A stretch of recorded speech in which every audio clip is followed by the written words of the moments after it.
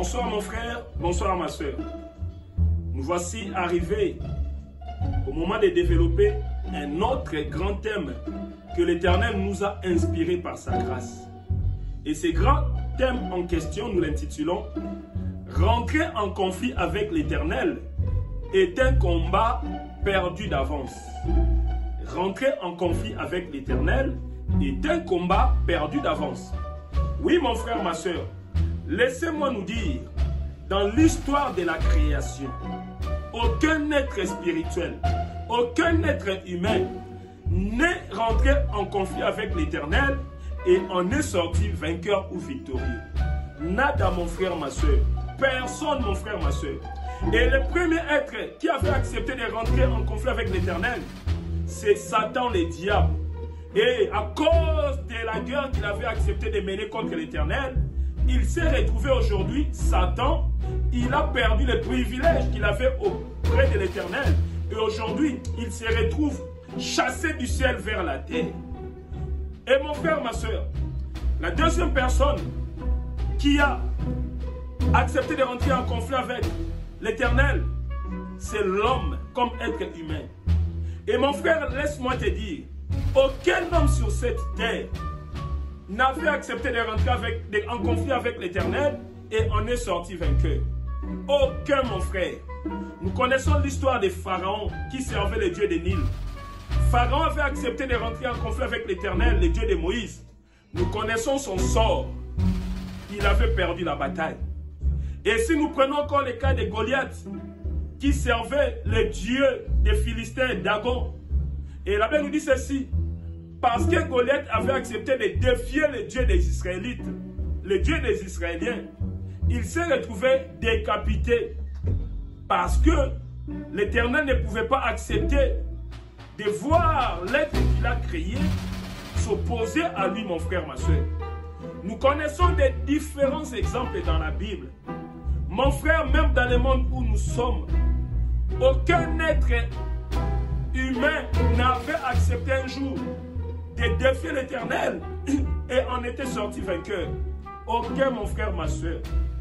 Voilà, mon frère, ma soeur, pourquoi nous disons notre thème, nous l'intitulons « Rentrer en conflit avec l'Éternel est un combat perdu d'avance ». Parce que l'Éternel veut simplement nous témoigner encore de son amour. L'Éternel veut encore nous mettre en garde. Mon frère, ma soeur, le mot conflit, par définition, c'est quoi? Quand nous disons rentrer en conflit avec l'Éternel, est un combat perdu d'avance.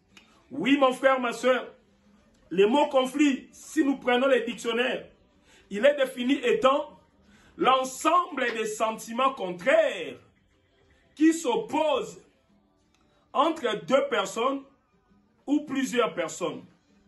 Je reprends l'ensemble des sentiments contraires qui s'opposent entre deux personnes ou plusieurs personnes.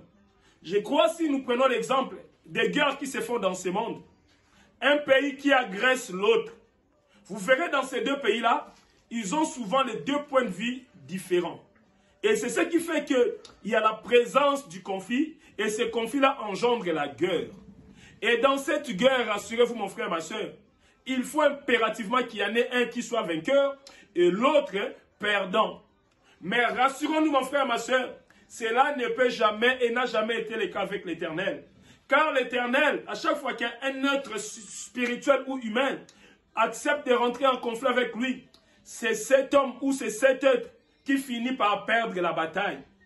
Oui mon frère, peut-être tu te dis là où tu es, mais comment on peut se permettre de rentrer en conflit avec l'Éternel?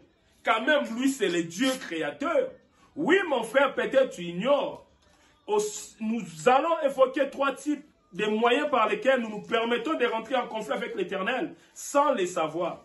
Premièrement, à chaque fois que tu ne veux pas accepter Seigneur Jésus-Christ dans ta vie comme ton Seigneur et Sauveur personnel, parce que c'est lui la personne que Dieu le Créateur a envoyé sur la terre pour te sauver, mon frère, ma soeur. Mais à chaque fois que tu ne le reconnaîtras pas dans ta vie comme son Seigneur et Sauveur, comme ton Seigneur et Sauveur, rassure-toi, tu rentres en conflit avec l'Éternel. Donc, comme conséquence, si tu ne te répands pas, ta part se trouve dans le livre d'Apocalypse, chapitre 20, verset 15.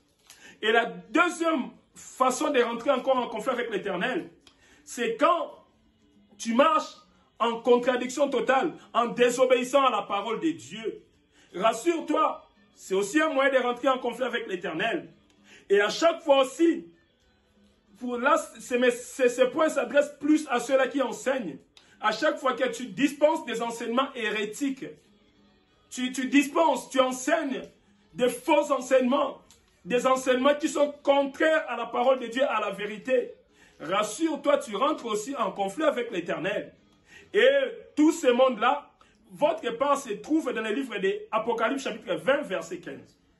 Et prenons l'exemple de quelqu'un dans la Bible qui avait accepté de rentrer en conflit avec l'Éternel sans pour autant le savoir. Nous connaissons tous Job. Si nous prenons le livre de Job, chapitre 38, verset 1 à 3, la Bible nous dit ceci. Job, pendant ses souffrances, au lieu de comprendre que l'Éternel est le maître des circonstances et des temps,